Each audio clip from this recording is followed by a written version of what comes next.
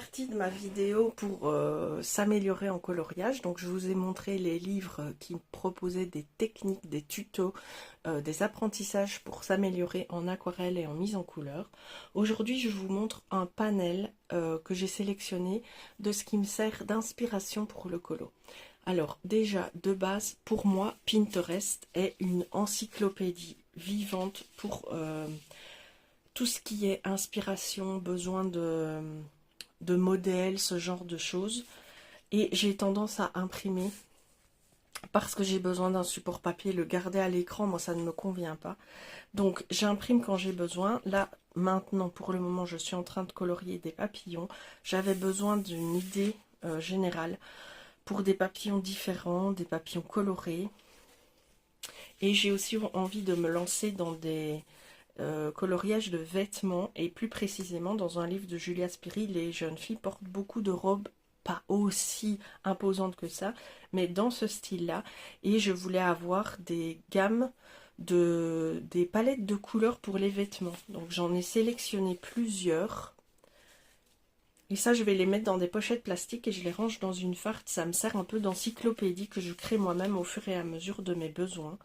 Donc voilà, j'ai imprimé ces 12 là. Je pense que avec ça, je peux déjà partir. Vous avez les plissés, vous avez les ombrages, vous avez des palettes de couleurs. Donc avec ça, je peux déjà bien, bien évoluer. En plus, par exemple, ici, dans celui-ci, vous avez les bijoux associés. Je trouve ça génial. Les codes couleurs pour les bijoux associés, c'est chouette. Voilà. Alors, j'ai aussi imprimé ce genre de colo pour les fruits, pour le muguet, parce que je fais pour l'instant les coloriages de Color Art Co, c'est fraises et muguet. Donc j'avais besoin de voir un peu comment on dessine du muguet pour mettre les ombrages. Celui-ci pour un futur coloriage avec des pensées. Je trouvais ce panel de couleurs magnifique, donc je me le suis imprimé. Et encore des vêtements un peu plus modernes. Donc quand on veut faire du blanc, vous voyez, quelque chose de plus clair avec les ombrages, les plissés et tout, je trouvais ça très intéressant. Cette glace aussi, je la trouvais très intéressante pour l'avoir comme modèle. Voilà, j'ai tendance à m'imprimer sur Pinterest un peu tout ce qui peut me servir et je ne jette pas, je garde précieusement. Donc je vais accumuler au fil des années une tonne de papier, mais c'est pas grave. J'ai des fardes en plastique à profusion. Je peux me faire ma petite encyclopédie personnelle. Ensuite, en Belgique, j'habite près de l'Eurospace Center. Et près de l'Eurospace Center, il y a le village du livre, le village de Redus, où il y a plein de livres, des vieux livres, des fins de stock, des faillites. Enfin, avant, c'était plutôt style brocante, où on trouvait des pépites pas chères. Maintenant, c'est devenu attrape touriste, où c'est beaucoup moins intéressant. Mais j'ai trouvé 2 livres comme ça sur l'univers des dragons. J'ai beaucoup de livres à colorier où il y a des dragons. Malheureusement, je ne suis pas je n'arrive pas à faire l'effet que je veux sur les dragons. Et ces livres, je les ai trouvés super chouettes pour apprendre à faire des dragons. Voilà, ici un œil de dragon et les écailles, c'est magnifique. Alors évidemment, ce sont des livres d'inspiration, hein, et comme c'est des dragons, ils sont assez sombres. Mais ça vous donne une idée de ce qui est possible de faire et des ambiances qu'on peut donner à des colos avec des dragons. Donc j'en ai 2 comme ça. Même celui-ci, hein, avec le château comme ça en fond, ça peut être très intéressant. Ici c'est très très sombre, on est d'accord, mais ça peut aider. Le feu, la mer, enfin voilà. Vous voyez un peu, je vais essayer de pas trop discuter pour chaque colo. Celui-là, il me fait penser à un coloriage dans le Kerby Rosanne. Je ne sais pas si vous voyez duquel je parle, c'est la double page avec les Yétis. Donc ça peut être vraiment une belle source d'inspiration. Ça va être le mot-clé. Celui-là est très très beau aussi. Japonisant comme ça. Magnifique. Bref, un plus graphique.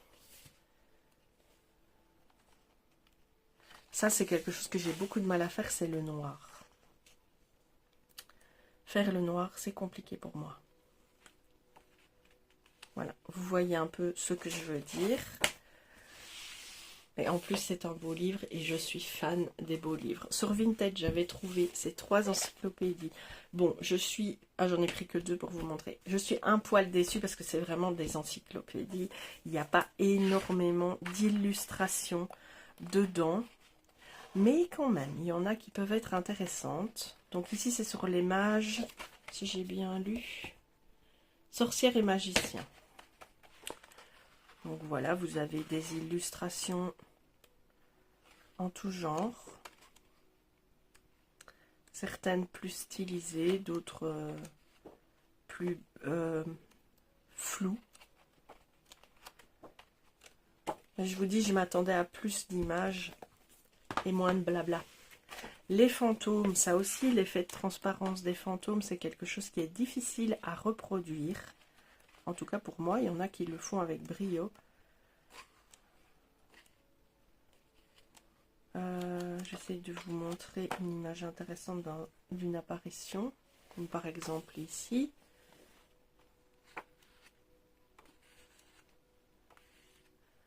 Voilà, je vous dis, c'est vraiment des livres, enfin plus sérieux quoi, qui apprennent des mythes et légendes, mais il y a moins d'illustrations que ce à quoi je m'attendais. Celle-là est pas mal.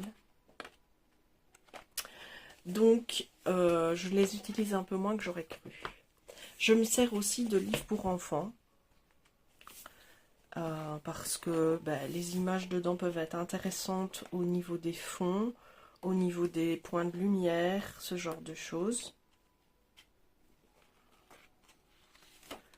Voilà, je vois qu'un de mes petits-enfants a été colorié dedans. J'en ai quelques-uns, alors évidemment ils servent à la lecture quand mes petits-enfants sont là, mais ils sont rangés dans mes livres à moi. Celui-là est absolument magnifique et je l'ai... Malheureusement, il est plus en vente sur Amazon. Il est toujours là, mais il est indisponible ou alors en vente d'occasion, mais à des prix un peu foufou. Et ici, vous avez pléthore d'inspiration. Vraiment, je l'ai refeuilleté l'autre jour et j'étais en admiration devant chaque page en fait. C'est magnifique ce qu'on trouve dans ce livre. Ça fait référence à tellement de nos livres de coloriage que c'est trop génial en fait. Regardez cette fée dans les bleus et noirs. C'est magnifique. J'aimerais tant pouvoir reproduire une mise en couleur dans ces tons-là, j'adore. Ça me fait fort penser à du Chris Volks. Ici, les effets cotonneux de pissenlit, c'est trop beau. Ça me fait fort penser aussi à du Chris Volks. Tout est beau.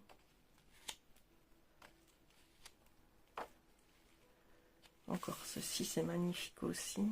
Ici, très très beau. Voilà, ça fait... Voilà, cette double page, rien qu'à elle, elle est magnifique. Hein. Ça donne plein d'idées.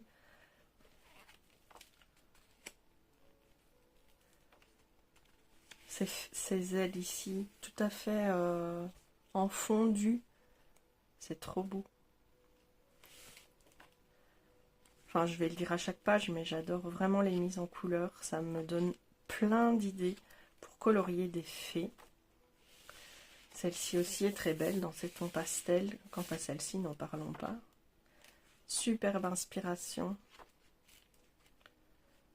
Encore un monde sous-marin. J'en suis à là dans ma recherche, c'est de trouver des livres sur le monde sous-marin, un peu pas trop réaliste, un peu féerique comme ça pour essayer de... Donc voilà, peindre le monde des fées à l'aquarelle, c'est magnifique, c'est un de mes livres préférés. Ensuite, je vais bouger ceci. J'ai évidemment ces 3 livres-là. Donc les parures de la nature, les couleurs dans la nature et les couleurs des habitations dans la nature. Celui-là est en espagnol, mais franchement, c'est pas du tout un souci. Donc vous avez, voilà, par exemple, l'univers des grottes. Ensuite, les forêts pluviales. Et ça vous montre absolument toutes sortes d'exemples avec une palette de couleurs sur le dessus. La savane. Ils sont très grands, hein, c'est pour ça que je fais comme ça. Le désert. Hop. Ça vous donne chaque fois la palette de couleurs à utiliser. La barrière de corail. Je ne parle pas espagnol, hein, c'est vraiment de l'intuition, mais Barriera Corallina, je pense qu'on est bon. La mer Méditerranée. Ensuite, les prés. Donc vous avez les lucioles, chaque fois vous avez des oiseaux, des papillons. Regardez ces 3 papillons là. Enfin 3, il y en a plein. Les abeilles, un lapin, les herbes, les fleurs des prés. Trop bien. Alors, lago, les lacs. Hop. Je dirais la forêt. Hein. C'est pas ça qui est écrit, mais... Peut-être Natalia, elle saura me le traduire. Bosco di Latifogli. Très très mauvais accent espagnol. Alors, la tourbière, je sais qu'il y a des endroits, tourbe, ce serait peut-être plus marécage. Taïga, je ne sais pas non plus. J'ai fait la maline, mais voilà. Bah c'est, si, à Taïga, c'est la toundra, un truc comme ça, mais c'est pas... Bref. La région polaire... Et voilà, donc vous avez les habitats, c'est une aide précieuse, les couleurs de la nature, donc celui-ci est décliné par couleur. Hein. Donc vous avez le blanc, le jaune, le brun, le orange, et à chaque fois vous avez un panel donc vous avez souvent des minéraux. Ouais, là il y a l'œil du tigre, dans les bruns. Dans les jaunes, vous avez... Est-ce que vous avez un minéral? Oui, la citrine, ici au-dessus. Et vous avez l'or et vous avez le soufre. Vous voyez? Dans le blanc, vous avez le calcaire, le diamant, l'albâtre. Donc vous avez des arbres, vous avez des minéraux, vous avez des végétaux, vous avez des animaux. La pierre de lune ici. À chaque fois, à chaque page, c'est comme ça. Donc minéraux, végétaux, animaux, fruits, légumes quand ça se présente, fleurs, oiseaux. Avec en plus les noms. Donc c'est génial.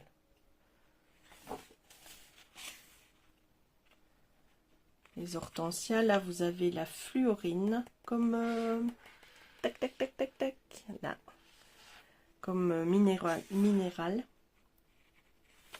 Et vous avez aussi l'améthyste ici au-dessus.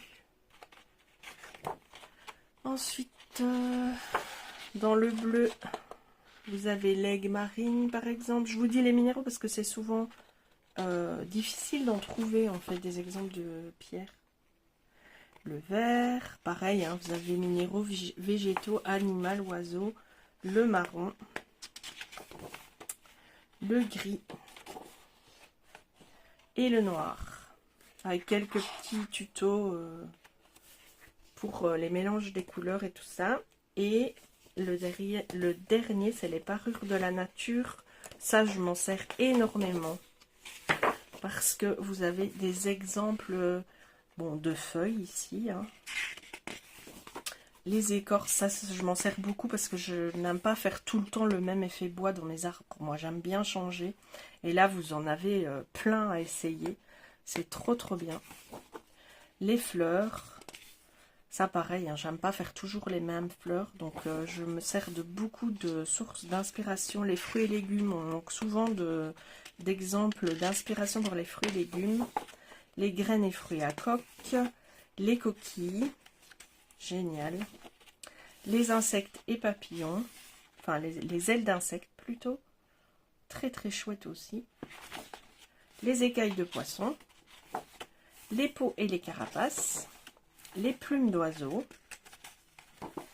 Les pelages et fourrures. Donc vous voyez, c'est vraiment... Et les minéraux de nouveau. Vous avez une page entière avec toutes sortes de minéraux que vous pouvez reproduire dans vos colos. Et ensuite, vous avez cette petite base, observe les motifs et les formes. Alors, ce sont des livres pour enfants, hein, à la base. Mais moi, je les adore, je m'en sers tout le temps, dans mes coloriages. J'ai acheté ce livre de coloriage de chez Marabout il y a déjà quelques temps. Il était à 5 €. Donc normalement, il coûte 13,90 €, mais il était liquidé à 5 €. Je ne colorierai jamais dedans, c'est vraiment pour les planches ici que je les ai pris.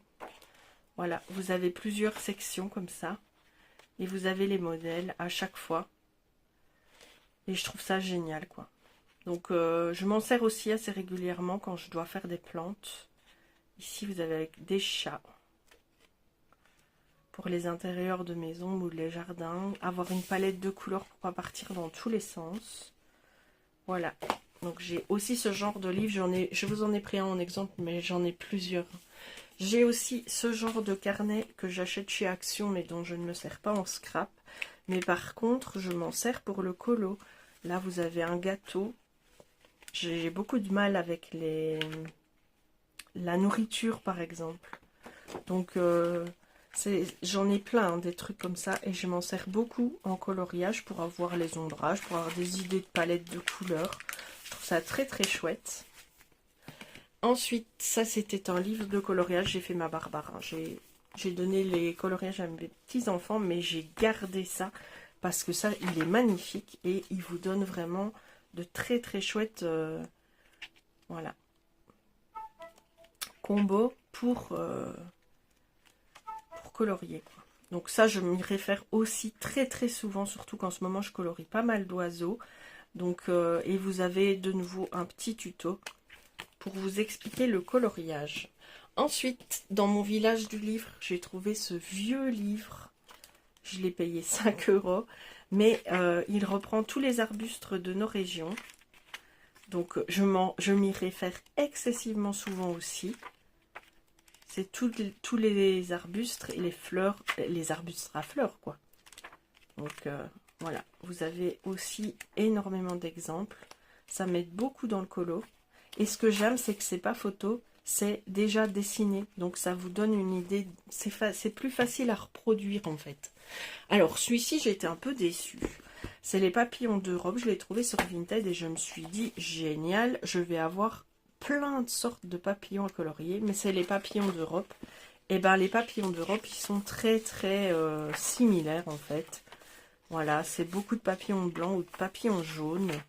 Donc il n'y avait pas tant que ça d'idées pour... vous voyez, il y en a, hein, je dis bien, mais il n'y a pas tant de couleurs que ça chez les papillons en fait. J'étais étonnée.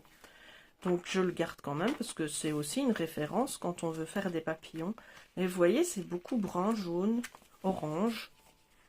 Les papillons d'Europe sont pas très très colorés en fait. Voilà, maintenant il y a aussi tous les papillons fantasmagoriques qu'on a inventés dans des couleurs qui n'existent peut-être pas, hein, je ne sais pas. Ensuite, j'ai des livres de die cut. Donc c'est des papiers créés pour être découpés. Moi je m'en sers, voilà, ici par exemple, vous avez de très belles illustrations dont vous pouvez vous inspirer dans un colo. J'aime beaucoup ça. Je les garde souvent comme ça. Encore des papillons ici. Voilà, je m'en suis servi pour faire mon dernier colo de papillons de celui-ci. Des fleurs. J'en ai plein, hein. J'en ai sur le printemps, sur les abeilles, j'en ai sur Halloween, beaucoup. Ça, c'est un de mes tout derniers achats. Alors, je ne vais pas colorier dedans. C'est un livre de coloriage, hein, mais je vais surtout m'inspirer des modèles pour mes propres mises en couleur. Voilà, c'est magnifique. Très très doux, très cosy, j'adore les palettes de couleurs utilisées, c'est vraiment mon style, j'aime beaucoup. Alors la première partie du livre, vous avez les tutoriels pour réaliser les mises en couleur et c'est un livre que j'ai acheté sur Amazon de Léa Louvet. C'est un très très beau livre.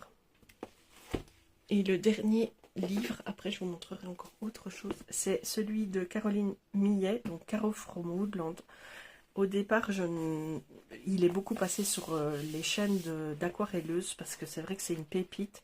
Et au départ, ça ne m'intéressait pas. C'est un vrai livre de recettes de cuisine en fait. Mais vu que je commence à me mettre à colorier de la nourriture, bah, c'est essentiel, je trouve, pour l'inspiration. Il est génial. Il est à une vingtaine d'euros. Tout est fait à l'aquarelle, c'est pas sur papier glacé, donc le rendu est très beau et très réaliste, on va dire.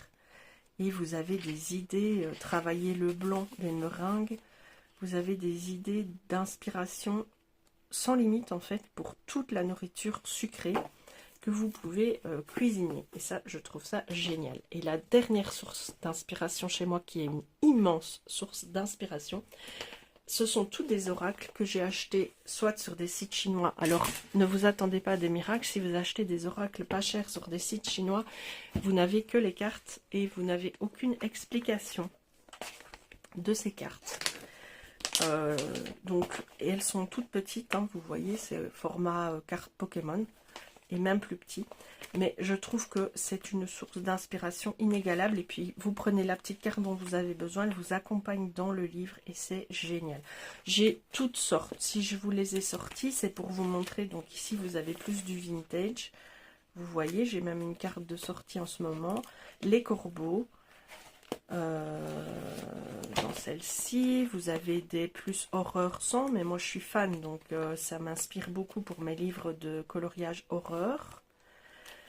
Et ensuite, j'en ai un deuxième que je voulais vous montrer. Ici, vous avez c'est un jeu manga. Donc, c'est bien un jeu de tarot, hein, mais version manga. Donc, pour tout ce qui est colo manga, je trouve que c'est une grande source d'inspi aussi. Voilà. Ici, vous voyez, vous avez plus des inspirations nature. Alors, j'avais trouvé celui-là sur les cristaux. Je le trouve génial. J'en ai deux des jeux de cartes sur les cristaux. J'ai celui-ci, où vous avez toutes sortes de cristaux. Et j'ai pris à peu près, j'en ai plein des jeux de tarot comme ça, dont je me sers dans mes colos. Et j'en ai un que je voulais vous montrer aussi, c'est sur les champignons. J'ai jamais d'idée, à part les champignons rouges, j'ai jamais d'idée pour colorier les champignons. Donc ici, j'ai quand même une belle base de données pour toutes sortes de champignons. J'en ai deux aussi, des jeux de tarot pour les champignons. Et puis j'en ai des plus grands. Voilà, vous voyez, encore un autre. J'ai fait moi-même les pochettes fermées pour qu'ils soient à l'abri. Et c'est plus facile. Avant, ils étaient dans des boîtes, mais je n'allais jamais les voir. Ici, je peux les feuilleter comme ça. Donc ici, vous avez encore un de minéraux, toutes sortes de minéraux. Vous avez, ça je l'ai pris vraiment pour les dessins. Les dessins sont magnifiques. J'ai mes tarots dont je me sers pour mes tirages, hein, mais ceci c'est vraiment pour l'inspiration, vous voyez. Un colo comme ça, c'est magnifique. Celui-ci avec une personne rousse au teint vraiment très très pâle. Les fonds aussi sont très beaux. On voit que c'est des fonds aquarelles. Hein. Et j'ai aussi de Jasmine Beckett-Griffiths. J'en ai plusieurs d'elle, parce que j'aime beaucoup ce qu'elle fait. Je vous montre en vitesse. Ah, il y en a que je n'ai pas fermé.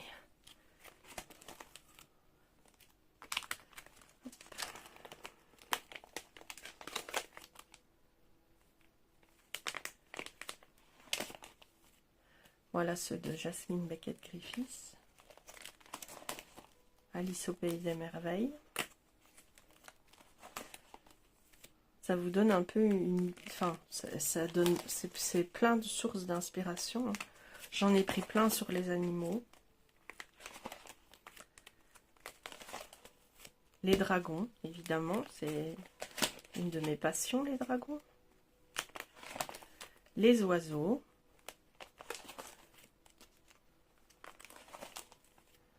Et ce que je préfère, c'est les tarots dessinés. Encore des oiseaux ici. J'ai 4 fardes comme ça, avec toutes sortes de tarots dedans. Donc vous pensez bien que j'ai de quoi faire au niveau inspiration. Voilà, c'était la vidéo qui concernait toutes mes sources d'inspiration pour le coloriage. J'espère que ça vous a plu. Je vais pas vous montrer tout ce que j'ai parce que j'ai plein de choses qui me servent pour l'inspiration. Et je vous dis, Internet aussi est une source inépuisable d'inspiration pour les coloriages. Et tous les colos des copines aussi, il ne faut pas se leurrer. Des fois, on prend exemple sur une copine qui a fait une mise en couleur tellement belle qu'on veut s'en inspirer. Et ça m'arrive de plus en plus souvent aussi. Et de suivre les Color With Me, pas ceux qui vont en vitesse accélérée, mais ceux qui vont en vitesse normale, où il y a plusieurs vidéos pour un colo, j'aime beaucoup ça. Voilà, je vous souhaite une excellente fin de journée, fin de matinée, début de nuit. J'espère que vous vous portez bien, prenez soin de vous, faites ce que vous avez envie de faire dans la vie et faites-le avec plaisir. Je vous embrasse, à bientôt, bye bye.